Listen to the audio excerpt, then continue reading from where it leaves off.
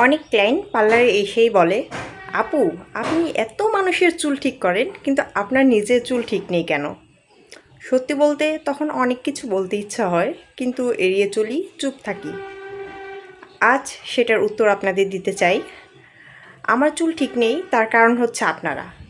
ঠিক শুনছেন, শুধুমাত্র আপনাদের জন্য আমার চুল কিন্তু আজকে ঠিক নেই। হ্যাঁ, তার জন্য আপনারাই দায়ী, আপনারাই দোষী।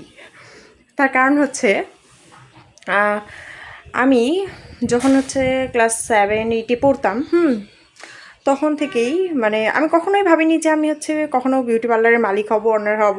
তবে তখন থেকে আমার রূপচর্চার বিষয়ে একটু কৌতূহল ছিল, মানে পার্লারের কাজগুলো শেখার জন্য আমার খুব ইচ্ছা ছিল যে আমি পার্লারের কাজগুলো একসময় শিখবো। তো সেজন্য আমি মানে নিজের চুলের উপরে অনেক বেশি অ্যাপ্লাই করতাম। যেমন হেয়ার কাট বলেন, আগে ইউটিউব দেখে দেখে মানে এই সামনের দিকে চুল এনে হেয়ার কাট, বব কাট করতাম, মানে অনেক যাই দেখতাম তাই করতাম, যে হেয়ার কাটটা শেখার জন্য। তারপর হেয়ার ট্রিটমেন্ট বলেন, এগুলো শেখার জন্য করতাম। তো বাসায় কিন্তু এর জন্য অনেক বকাও খেয়েছি এক সময়।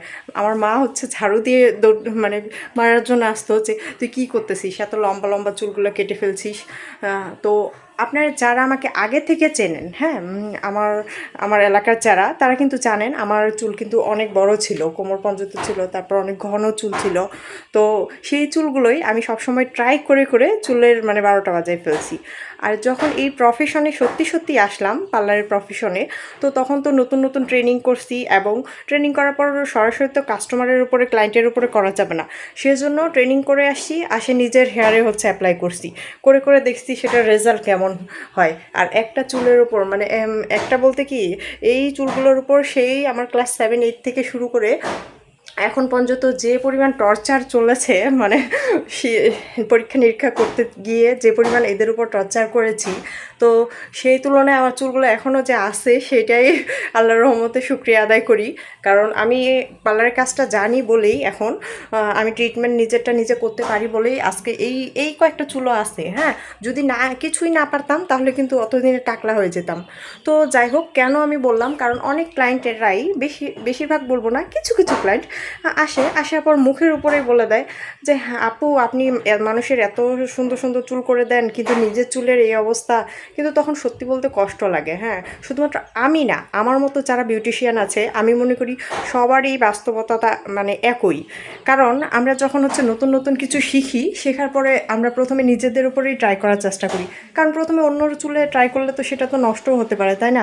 নিজের উপর রিস্ক নিয়ে নেই কখনোই, সেটা হচ্ছে আরেকজনের রিস্ক হয়ে যাবে চুলটা, ওরকম কাজ কখনোই করি না। আগে নিজের চুলেই করে দেখি যে সেটার ফলাফল কেমন, রেজাল্ট কেমন।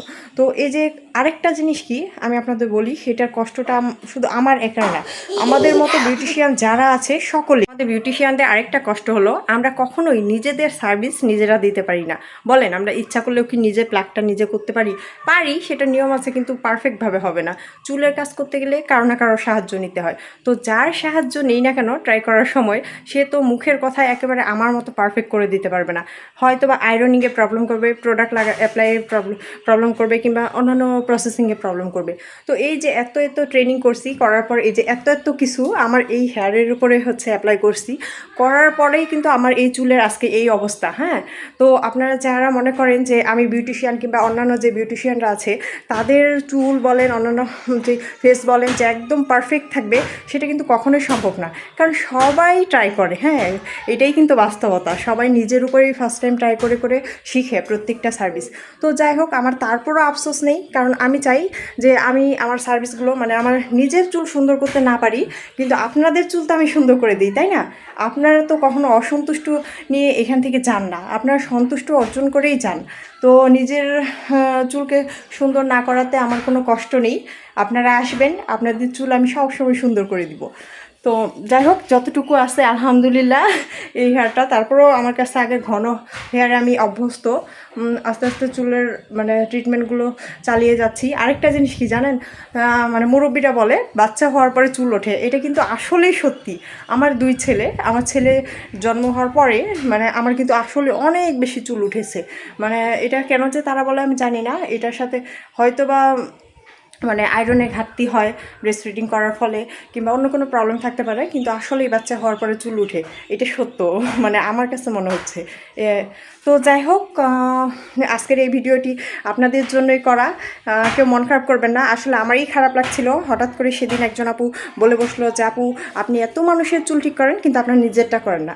তো তখন তাকে কিছু বলিনি, আজকে ভিডিওতে সেই জবাব দিয়ে দিলাম কি জন্য আমার নিজের চুল আমি ঠিক করতে পারি না, অন্যের চুল এত সুন্দর করে দিই। তো যাই হোক, সবাইকে আমার পার্লারে আসার আমন্ত্রণ রইল। আল্লাহ হাফেজ।